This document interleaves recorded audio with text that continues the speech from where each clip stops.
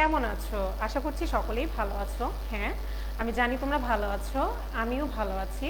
তোমাদের সকলকেই সৃষ্টি সেন্ট্রাল স্কুল অ্যান্ড কলেজ সিরাজগঞ্জের পক্ষ থেকে লাইভ ক্লাসে স্বাগতম জানাচ্ছি। আমি আশা করছি যে তোমরা সকলেই জয়েন হয়ে গিয়েছো এবং আমার ক্লাসটি তোমরা করবে এবং আমি আমার আপ্রাণ চেষ্টা করব যাতে আমি তোমাদেরকে আমার আজকে যে টপিকসটা নিয়ে আলোচনা করব সেই টপিকসটা সম্পর্কে পুরোপুরি ধারণা দিতে। অবশ্যই কিন্তু তোমরা কি করবে, অবশ্যই তোমরা কিন্তু কমেন্টে করে জানাবে এবং আমাকে প্রশ্ন করলেও তোমরা করতে পারো। তো চলো শিক্ষার্থীরা, আজকে আমরা আমাদের পড়ায় চলে যাই। যেহেতু সচরাচর আমি তোমাদের সামনে একই সাবজেক্ট নিয়ে আসি না, কখনো বাংলা প্রথম পড়াই তো কখনো বাংলা দ্বিতীয় পত্র পড়াই। আজকে বাংলা প্রথম পত্র ক্লাসে আমি হাজির হয়েছি এবং আজকে বাংলা প্রথম পত্রে দেখো আমি কি পড়াবো, আমি লিখে রেখেছি পদ্ম বাবুরের মহত্ব কালিদাস রায়। এটা একটি ঐতিহাসিক কবিতা, যে কবিতাটা পড়লে আমরা ইতিহাস সম্পর্কে জানতে পারবো, বাবুরের মহত্ব সম্পর্কে জানতে পারবো, মহানুভবতা সম্পর্কে জানতে পারবো এবং তার ব্যক্তিত্ব, তার রাজা বা সম্রাট হিসেবে তার কৃতিত্ব, কর্তৃত্ব, তার শাসন সবই আমরা কিন্তু বুঝতে পারবো। শুধু আমাদের কি করতে হবে, আমাদের সুন্দর করে পদ্মটা পড়ে পড়ে রিডিং টু রিডিং পড়ে আমাদের কি করতে হবে, বুঝতে হবে এবং ক্যাচ করতে হবে। তো দেখো আমাদের প্রথমে আমরা যেটা পড়ি সচরাচর, যে আমরা কিন্তু প্রথমে কবি পরিচিতিটা পড়ে তারপর আমরা পাঠ পরিচিতি কিংবা পাঠের উদ্দেশ্য সম্পর্কে কথা বলি। দেখো বাবুরের মহত্ব কে লিখেছেন, বাবুরের মহত্ব কিন্তু লিখেছেন কালিদাস রায়। তার সম্পর্কে যদি আমরা প্রথমে আলোচনা করি, কালিদাস রায় কিন্তু পশ্চিমবঙ্গ মানে বর্তমানে ভারতে, কালিদাস রায় পশ্চিমবঙ্গের বর্ধমান জেলার কুড়ুই গ্রামে দেখো 1889 খ্রিস্টাব্দে জন্মগ্রহণ করেছেন। 1889 খ্রিস্টাব্দ তার কি, এটা তার হচ্ছে এটা জন্মসাল। কোথায়? পশ্চিমবঙ্গের বর্ধমান জেলার কুড়ুই গ্রামে। বিদ্যালয়ে শিক্ষকতাকে কিন্তু তিনি তার আদর্শ পেশা হিসেবে গ্রহণ করেছেন। বিদ্যালয়ে তিনি শিক্ষকতা করবেন, এটাই কি করেছেন, তিনি তার জীবনের আদর্শ হিসেবে তিনি গ্রহণ করে তিনি তার প্রথম জীবনে পেশা হিসেবে কি করেন, বিদ্যালয়ে শিক্ষকতা শুরু করেন। তিনি কিন্তু তার আদর্শকে সঠিকভাবে সঠিক পথে নির্দেশনাতে নিয়ে গিয়েছেন। শিক্ষকতার সঙ্গে কিন্তু তার নিবিড় একটি সম্পর্ক ছিল, কিন্তু শুধু শিক্ষকতায় কিন্তু তিনি তার জীবনটা আঁকড়ে রাখেনি, তিনি কিন্তু তার পাশাপাশি সাহিত্য সাধনায় মনোনিবেশ করেছেন। তিনি আমাদেরকে তার বেশ উৎকৃষ্ট কিছু সাহিত্য কি করেছেন, উপহার দিয়েছেন। তার বিচিত্র বিষয়ের উপর তার কিছু কবিতা লেখনী রয়েছে। তিনি কিন্তু বেশ কিছু সংখ্যক কাহিনী কবিতা রচনা করেছেন। তিনি তার কবিতাতে বেশ কিছু বিচিত্র ধরনের শব্দ প্রয়োগ করেছেন। তিনি শুধু বাংলা কিংবা সংস্কৃততে কিন্তু কবিতা রচনা করেনি, তার কবিতাতে কিন্তু আরবি এবং ফার্সির কি ছিল, মেলবন্ধনও ছিল। দেখো আরবি এবং ফার্সি শব্দ, আরবি এবং ফার্সি শব্দ কিন্তু তিনি তার সাহিত্যে বা কবিতাতে তিনি ব্যবহার করেছেন। কবি হিসেবে স্বীকৃতি স্বরূপ কিন্তু তাকে কি উপাধি দেওয়া হয়েছে জানো তোমরা? যদি কবি পরিচিতি পড়ে থাকো তাহলে কিন্তু তোমরা জানবে, তাকে কিন্তু সাহিত্যের স্বীকৃতি স্বরূপ কবি শেখর কি দিয়েছে উপাধি, কবি শেখর। এটা কি, এটা হচ্ছে তার উপাধি, এটা কি তার উপাধি, এটা তার সম্মানসূচক উপাধি তাকে দেওয়া হয়েছে। দেখো তাহলে তিনি কিসে ভূষিত হয়েছে, কবি হিসেবে স্বীকৃত স্বরূপ তিনি কবি শেখর উপাধিতে তাকে কি করা হয়েছে, তাকে ভূষিত করা হয়েছে। কলকাতার রবীন্দ্র ভারতী বিশ্ববিদ্যালয়ে তাকে কিন্তু সম্মানসূচক একটি উপাধিও দিয়েছেন। কোন বিশ্ববিদ্যালয়? কলকাতার রবীন্দ্র ভারতী বিশ্ববিদ্যালয় তাকে সম্মানসূচক কি উপাধি দিয়েছে, তাকে কিন্তু সম্মানসূচক লিট, দেখো ডিলিট উপাধিতে তাকে কি করেছে, তাকে ভূষিত করেছে। কালিদাস রায়ের কিন্তু উল্লেখযোগ্য কিছু কাব্যগ্রন্থ রয়েছে। উল্লেখযোগ্য কিছু কাব্যগ্রন্থের মধ্যে কিন্তু রয়েছে পর্ণকুট, রয়েছে কিশলয়, বল্লবী, ঋতুমঙ্গল, খুদকোড়া, ভৈরবী, বৈকালী, রসকদম্ব, পূর্ণাহুতি ইত্যাদি। দেখো সুপ্রিয় শিক্ষার্থীরা, এখানে কিন্তু আমি বেশ কিছু কাব্যগ্রন্থের নাম বললাম। তোমরা যদি খেয়াল করে থাকো এই কাব্যগ্রন্থ গ্রন্থগুলোর মধ্যে কিন্তু আমি একটা কাব্যগ্রন্থের নাম বলেছি, সেটা হচ্ছে কি জানো? সেটা হচ্ছে পর্ণপুট। দেখো এই পর্ণপুট কাব্যগ্রন্থ থেকেই কিন্তু আমাদের কি বাবুরের মহত্ব কবিতাটি নেওয়া হয়েছে। এই পর্ণপুট কাব্যগ্রন্থের অন্তর্গতই আমাদের এই বাবুরের মহত্ব কবিতাটি এখানে কবি আমাদেরকে বলেছেন। আর দেখো সর্বশেষ যেটা আমি বলবো যে তার জন্ম যেমন 1889 খ্রিস্টাব্দ, তার মৃত্যু কিন্তু 1975 সাল। দেখো আমি ব্র্যাকেটে এখানে মৃত্যুটা লিখে দিচ্ছি। তাহলে দেখো সুপ্রিয় শিক্ষার্থীরা, তার জন্ম কত সালে? 1889 খ্রিস্টাব্দ। কি তার জন্ম? এটা তোমাদের একটা বহু নির্বাচনী প্রশ্ন থাকতে পারে। 1975 সালে তার মৃত্যু, এটা আরো একটি কমন একটা বহু নির্বাচনী প্রশ্ন। তার জন্ম কোথায়? পশ্চিমবঙ্গর বর্ধমান জেলার কুড়ুই গ্রামে। তিনি তার জীবনের প্রথম পেশা কি বেছে নেন, বা তার জীবনের আদর্শ হিসেবে কি বেছে নেন? বিদ্যালয়ের শিক্ষকতা। তাকে কলকাতার রবীন্দ্র ভারতী বিশ্ববিদ্যালয় থেকে কি উপাধি দেওয়া হয়? তাকে কলকাতা রবীন্দ্র বিশ্বভারতী থেকে কি এই ডিলিট উপাধিটা দেওয়া হয়। এবং তার সাহিত্য সাধনায় পারদর্শিতার জন্য তাকে কি প্রদান করা হয়? তাকে কি সম্মানসূচক পদবি প্রদান করা হয়? তাকে কিন্তু সম্মানসূচক পদবি প্রদান করা হয় হচ্ছে কবি শেখর। এটা তার কি? এটা তার সম্মানী সূচক একটি কি উপাধি। আর দেখো এখানে কিন্তু আমাদের কবি পরিচিতি, তোমরা যদি পাঠ্য বই উল্লেখ করে পাঠ্য বইটা বের করে পড়ে থাকো, তোমাদের কিন্তু 8টি কাব্যগ্রন্থের নাম উল্লেখ করা আছে। দেখো তোমাদের পাঠ্য বইয়ে 8টি কাব্যগ্রন্থের নাম উল্লেখ করা আছে। তোমাদের কিন্তু একটা প্রশ্ন থাকতেই পারে যে কয়টি কাব্যগ্রন্থ তোমাদের পাঠ্য বইয়ের কবি পরিচিতিতে কয়টি কাব্যগ্রন্থের উল্লেখ আছে? তোমাদেরকে কিন্তু এটা বলতে হবে যে 8টি কাব্যগ্রন্থের উল্লেখ আছে। তোমাদের প্রশ্ন থাকতে পারে যে বাবুরের মহত্ব কবিতাটি কোন কাব্যগ্রন্থ থেকে লেখক এখানে দিয়েছেন? তাহলে তোমরা কি লিখবে? অবশ্যই কি পর্ণপুট।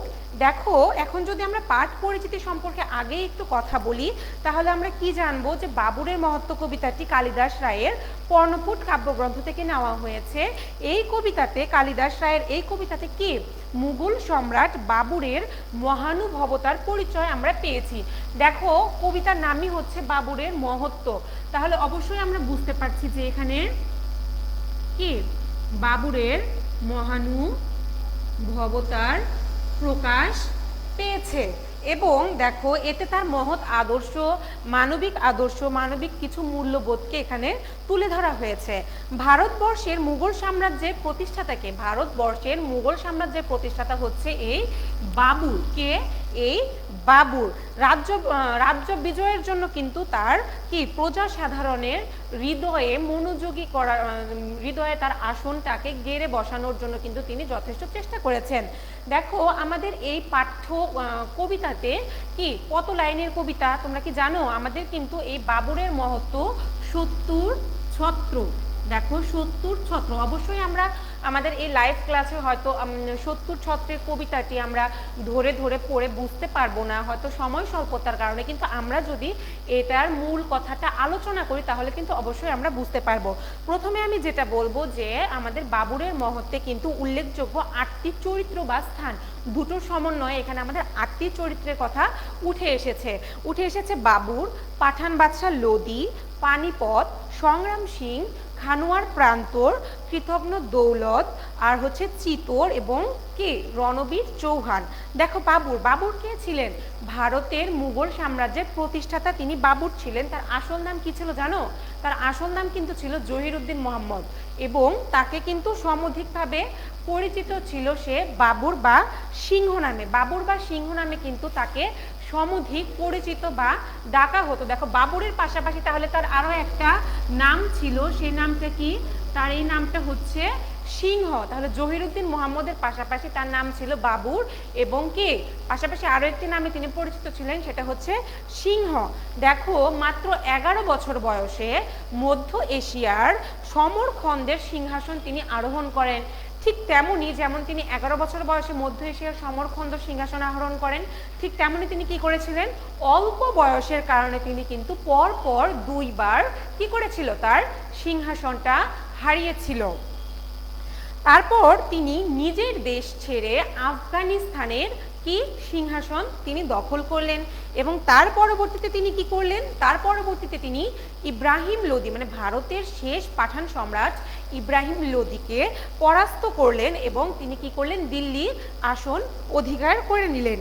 মেবারের রাজা সংগ্রাম সিংহ কিন্তু কে, মেবারের রাজা সংগ্রাম সিংহ কিন্তু তার কাছে পরাজিত হয়েছেন এবং এইভাবে তিনি ধীরে ধীরে সুবিশাল একটি সাম্রাজ্য তৈরি করেছেন। তাহলে দেখো শিক্ষার্থীরা, আমরা এখানে কি পড়লাম, আমরা এখানে পড়লাম যে ইব্রাহিম লোদিকে কি সম্রাট বাবুর পরাজিত করে দিল্লির সিংহাসন আহরণ করেন এবং তার পরবর্তীতে যে আমরা পড়লাম যে সংগ্রাম সিং, মেবারের রাজা সংগ্রাম সিং মানে রাজপুতনার হিন্দু রাজাদের রাজ্যের একটি অন্তর্গত রাজা মেবার, মেবারের রাজা সংগ্রাম সিং কিন্তু তাকে কি বলেছিল, তাকে বলেছিল যে তুমি তোমার লুণ্ঠিত দ্রব্য নিয়ে তোমার দেশে ফিরে যাও কিংবা তুমি আমার সঙ্গে যুদ্ধে আসো, আমার দেহে প্রাণ থাকতে আমি তোমাকে মুসলিম শাসক হিসেবে মেনে নিতে পারবো না। এই কথার পর কিন্তু পানিপথে খানোয়ার প্রান্তরে কিন্তু তাদের মধ্যে যুদ্ধ হয়। খানোয়ার প্রান্তরে যখন যুদ্ধ হয়, এই যুদ্ধ সালটা তোমাদের বইয়ে দেওয়া নেই, এই যুদ্ধ সালটা ছিল 1557 খ্রিস্টাব্দ। এই 1557 খ্রিস্টাব্দে খানোয়ার প্রান্তরে কিন্তু মেবারের রাজা সংগ্রাম সিং বাবুরের কাছে পরাজিত হন এবং সংগ্রাম সিংয়ের পরাজিত হওয়ার পর কিন্তু তিনি কি করেন, বাবুর তার সমগ্র ভারতবর্ষে তার প্রতিষ্ঠাতা হিসেবে তিনি পরিচিত হন। সেজন্যই কিন্তু এখানে তাকে ভারতের মুঘল সাম্রাজ্যের প্রতিষ্ঠাতা বলা হয়েছে। দেখো পাঠান বাদশাহ লোদি কে ছিলেন, পাঠান বাদশাহ লোদি কিন্তু ছিলেন ভারতের লোদি বংশীয় সর্বশেষ ইব্রাহিম লোদি। দেখো পানিপথ, এখানে কিন্তু আমি পানিপথ বলেছি, দিল্লির উত্তর পশ্চিমে অবস্থিত একটি ইতিহাস প্রসিদ্ধ যুদ্ধক্ষেত্র। দেখো কোথায় অবস্থিত, দিল্লির উত্তর পশ্চিমে অবস্থিত প্রসিদ্ধ একটি যুদ্ধক্ষেত্র যেখানে পরপর 3 বার বিশেষ ঐতিহাসিক যুদ্ধ মানে প্রসিদ্ধ যুদ্ধ অনুষ্ঠিত হয়েছে। সংগ্রাম সিংয়ের পরিচয় তো আমি দিয়েছি এবং খানোয়ার প্রান্তর, খানোয়ার প্রান্তর কি বা কোথায়, আগ্রার পশ্চিমে অবস্থিত হচ্ছে খানোয়ার প্রান্তর। এখন দেখো আমরা কবিতার মূল কথায় আসছি। সংগ্রাম সিংকে সে পরাজয় করলো, ইব্রাহিম লোদিকে পরাজয় করে তিনি কি করলো, ভারতে তার সুবিশাল সাম্রাজ্য প্রতিষ্ঠা করলো। আচ্ছা, সে তো সে প্রতিষ্ঠা করলো, তারপর কি হবে, কি ধীরে ধীরে বাবুর বুঝতে পারলেন যে আমার কিন্তু রাজ্য জয় হয়েছে কিন্তু এখন পর্যন্ত কিন্তু আমি কি করতে পারিনি, এখন পর্যন্ত আমি ভারতের সিংহাসন দখল করেও ভারতের মানুষের মন বা আমার প্রজাদের মন আমি দখল করে উঠতে পারিনি। কেননা আমি যদি আমাদের প্রজার মন দখল করতে না পারি, তাদের মনে যদি আমার অবাধ বিচরণ করতে না পারি, তাহলে কিন্তু অবশ্যই আমি কি, আমি একটা সুশাসক হয়ে উঠতে পারবো না। তখন তিনি যে এই কথাটা বুঝলেন, তখনই তিনি কি করলেন, তিনি তার ছদ্মবেশ ধরে বা ছদ্মবেশ ছাড়াও তিনি প্রজা সাধারণের মন জয় করার চেষ্টা করলেন। পথে ঘাটে ঘুরে ঘুরে তার প্রজাদের সমস্যা দেখার চেষ্টা করলেন। স্পেশালি মানে মূলত তিনি যেটা করলেন সেটা হচ্ছে হিন্দুদের মন আকৃষ্ট, মনের মধ্যে তিনি তার নিজেকে গেঁথে দেওয়ার জন্য তিনি কিন্তু বিভিন্ন কাজ করেছেন।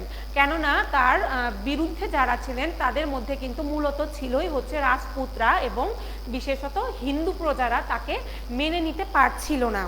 তারপর দেখো কি বলেছে, মেবারে আগ্রার পশ্চিমে অবস্থিত খানোয়ার যুদ্ধের পর তো তিনি তার এই সর্বশেষ চেষ্টা করতে লাগলেন। তারপর তিনি কি করলেন, তারপর তিনি বাবুর তাকে সে কি করলো, সে যখন তাকে নিজস্ব প্রজা হিসেবে যখন তিনি পথে ঘাটে ঘুরে বেড়ালেন, তার কিসের জন্য, তার প্রজাদের সমস্যা দেখার জন্য। ওই দিকে কি হচ্ছিল, ওই দিকে হচ্ছিল যে সংগ্রাম সিংকে মেরে ফেলার কারণে একটা তরুণ বীর নাম হচ্ছে রাজপুতনার চৌহান, রণবীর চৌহান, সে কি করলো, সে প্রতিশোধ নেওয়ার জন্য ছদ্মবেশ ধরে কি করলো, পথে ঘাটে ঘুরতে শুরু করলো।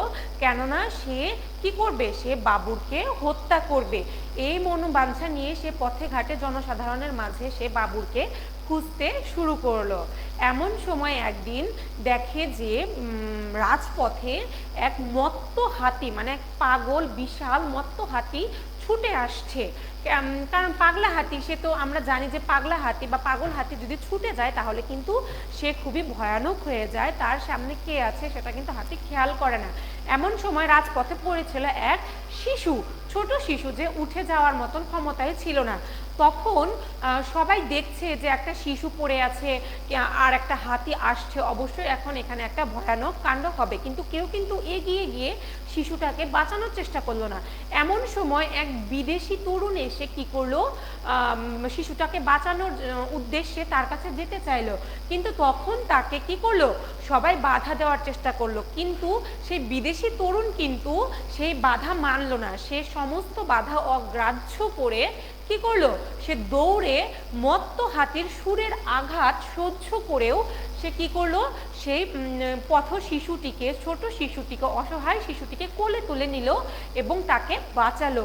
এবং ধীরে ধীরে শিশুটির পরিচয় ওখানকার একজন ব্যক্তি প্রকাশ করলো যে এই শিশু তো একটি ম্যাথর শিশু, ম্যাথরের সন্তান। এই শিশুকে বাঁচানোর জন্য কেউ কখনো নিজের প্রাণ বিসর্জন দেওয়ার চেষ্টা করে, কিন্তু তখন কি সেই বিদেশি তরুণ বলল যে তার সে মহানুভবতা সে ধীরে ধীরে প্রকাশ করলো যে না, ম্যাথর শিশু তো কি হয়েছে, এটাও একটা শিশু, এটাও একটা কি পবিত্র একটা আত্মা, এই আত্মাকে রক্ষা করার দায়িত্ব কিন্তু আমাদের। তখন যে রাজপুত তাকে, রণবীর চৌহান তাকে হত্যা করার জন্য ছদ্মবেশ নিয়ে ঘুরছিল তার পিছনে ছুরি নিয়ে, সে তখন সেই বিদেশি ভিন পুরুষের কাছে এসে তাকে ভালো করে খেয়াল করে দেখলো যে এ তো কোনো বিদেশি নয়, এ হচ্ছে দিল্লির সম্রাট বাবুর, জহিরুদ্দিন মোহাম্মদ বাবুর। হায় হায়, একে আমি হত্যা করতে চেয়েছি, যে নাকি নিজের জীবন বিসর্জন দেওয়ার চেষ্টা করে। কেন চেষ্টা করে? একটা ম্যাথর শিশুকে উদ্ধার করার জন্য। একটা ম্যাথর শিশুকে যে উদ্ধার করার জন্য মত্ত হাতির সুরের আঘাত সে সহ্য করতে পারে, সে অবশ্যই বিশাল হৃদয়ের অধিকারী, সে অবশ্যই তার মহানুভবতার প্রকাশ আমাদের সামনে করেছে, সে অবশ্যই একজন মানব দরদী শাসক। আমি এটা ভুল করেছি। তখন সে কি করলো, তার ছদ্মবেশ খুলে সে সম্রাট বাবরের কাছে হাঁটু নত করে, মাথা নত করে, হাঁটু জান করে সে বসে পড়লো। বসে সে তার নিজের ধারালো অস্ত্র বাবুরের হাতে তুলে দিয়ে বললেন যে আমি আপনাকে অবিশ্বাস করে ভুল করেছি, আমি আপনাকে হত্যা করার জন্য এসেছি, প্রতিশোধ নেওয়ার জন্য এসেছি, আপনাকে হত্যা করে নিজের বুকের জ্বালা মেটাবো বলে। কিন্তু যখন আমি আপনার এই ঘটনা নিজ চোখে প্রত্যক্ষ করলাম, তখন আমি বুঝতে পারলাম যে না, আপনি সত্যি মহানুভব, আপনি একজন মহৎ শাসক, আপনাকে এই উদ্দেশ্যে খুন করতে আসা আমার ভুল হয়েছে।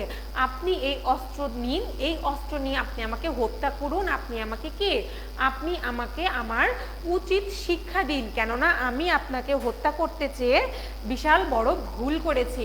তখন সম্রাট বাবুর এই ঘটনা দেখে হতভম্ব হলেন। তারপর তিনি নিচু হয়ে তাকে কি করলেন, তার দুই কাঁধে হাত রেখে তাকে দাঁড় করালেন এবং তার সঙ্গে কথোপকথন করলেন। কথোপকথন করার পর তিনি বললেন, যে নিজের ভুল বুঝতে পারে তার আর কোনো কি ভুল থাকে না, তাকে আর ক্ষমা করার মতো কিছু থাকে না। তুমি রাজপুত, তুমি রণবীর চৌহান, বীর যোদ্ধা, তুমি এসেছো আমাকে হত্যা করতে। তুমি যেহেতু বলছো আমাকে তোমার কৃতকর্মের শাস্তি দেওয়ার জন্য, হ্যাঁ আমি তোমাকে তোমার কৃতকর্মের শাস্তি দেব, তবে সেটা কি তোমাকে প্রাণদণ্ড দিয়ে আমি দেব না। যেহেতু তুমি নিজের ভুল বুঝতে পেরেছো, আমার পায়ে লুটিয়ে পড়েছো, তাই তোমার শাস্তি হচ্ছে, তুমি যেহেতু আমাকে প্রাণদণ্ড দিতে এসেছিলে, প্রাণ নিতে এসেছিলে, তাই আমি তোমাকে আমার প্রাণ রক্ষী করলাম, তোমাকে আমি দেহরক্ষী করলাম। যেই রাজপুত আমার প্রাণ নিতে চেয়েছিল তার শাস্তি হবে আজ থেকে সে আমার দেহরক্ষী, আজ থেকে তুমি আমার দেহরক্ষী, তুমি আমার জীবনের ভার নেবে, তুমি আমাকে সামলে চলবে, তুমি আমাকে বাইরের শত্রু থেকে রক্ষা করবে, এটাই তোমার শাস্তি। এই বলে সে কি করলো, এই বলে কিন্তু সে রাজপুতকে তার বুকে জড়িয়ে ধরলো। তো সুপ্রিয় শিক্ষার্থীরা দেখো, আমরা বাবুরের মহত্ব কবিতায় কত কিছু জানতে পারলাম। সে বিশাল এক সম্রাট, সে এক বিশাল সম্রাট হয়ে যুদ্ধ করে সে তার আসন দখল করেছে, আসন দখল করেছে হয়ে গেছে, কিন্তু না, সে কিন্তু মনে মনে ভেবেছে যে না, আমাকে কি করতে হবে, জনসাধারণের হৃদয় জয় করতে হবে। সেজন্য সে পথে নেমেছে। তারপর কি করেছে, নিজের জীবন অকাতরে বিলিয়ে দিতেও সে ভয় পায়নি, পিছুপা হয়নি একটা ম্যাথর শিশুকে বাঁচিয়ে তোলার জন্য, জীবিত রাখার জন্য, তাই সে করেছে। তারপর কি হয়েছে, এক রাজপুত তাকে হত্যা করতে চেয়েছে, জেনেও কিন্তু সে তাকে শাস্তি দেয়নি, সে সে কি করেছে, সে তাকে বুকে জড়িয়ে ধরে তাকে তার নিজের দেহরক্ষী হিসেবে নিয়োগ করেছে। তো সুপ্রিয় শিক্ষার্থীরা, আমার যতটুকু সম্ভব আমি তোমাদেরকে এই ক্লাসে বাবুরের মহত্ব সম্পর্কে ধারণা দেওয়ার চেষ্টা করেছি। যদি কোনো সমস্যা থাকে অবশ্যই তোমরা কমেন্টস করে জানাবে। তো সকলেই ভালো থাকো, সুস্থ থাকো, দেখা হবে আগামী ক্লাসে।